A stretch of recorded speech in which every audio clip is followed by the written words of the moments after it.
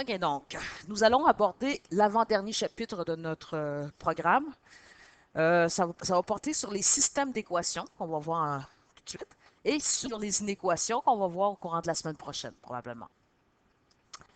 Donc, un système d'équations, donc c'est quoi? C'est un ensemble d'au moins deux équations.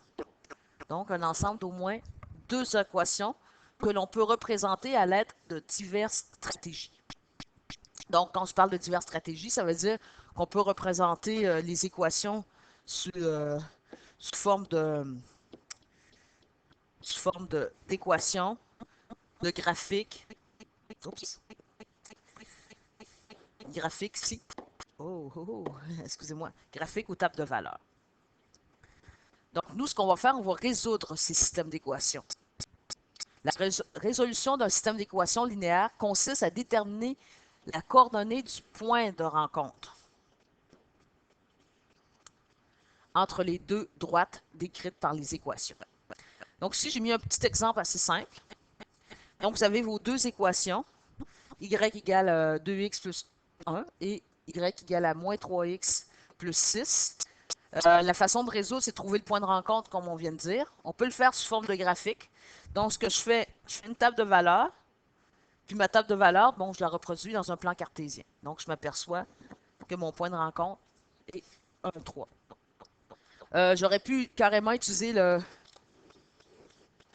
table de valeurs. Je m'aperçois qu'ils ont les mêmes coordonnées, 1, 3, 1, 3.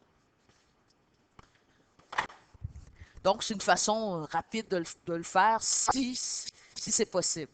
Mais nous, ce qu'on va utiliser, c'est des méthodes algébriques. Il y a trois façons de faire.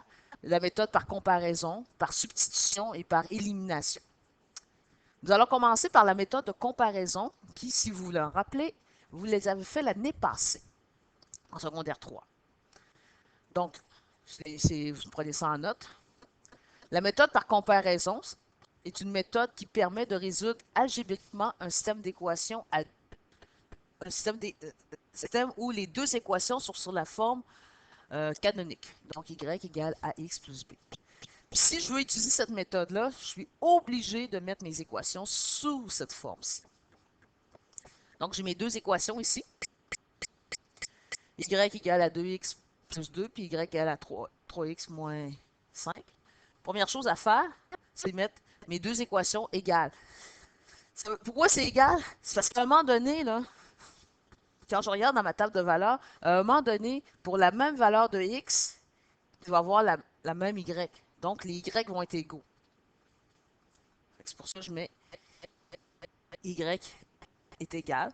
3x moins 5. Ce que je fais, je regroupe les termes semblables ensemble. Ça veut dire que le moins 5, je l'envoie de l'autre côté. Et le 2x avec le 3x. Et voilà. Donc, plus 5 de chaque côté. Puis par la suite, moins 2x de chaque côté. Ce qui donne x est égal à 7. Une fois que j'ai trouvé x égale à 7, je prends une des deux équations, la première ou la deuxième, celle que vous voulez, OK? Ça n'a pas d'importance dans les deux, puisque ça va donner la même réponse dans les deux cas. Donc, x est égal à 7. Donc, y va être égal à 2x plus 2. Donc, y va être égal à 2. Je remplace x par 7, puis je le résous. Y est égal à 16. Donc, le point de rencontre de ces deux équations, c'est 7, 16. Maintenant, vous pouvez écouter l'autre vidéo si vous voulez. Vous allez à la page 327 et vous allez faire le numéro 3. Donc, travail,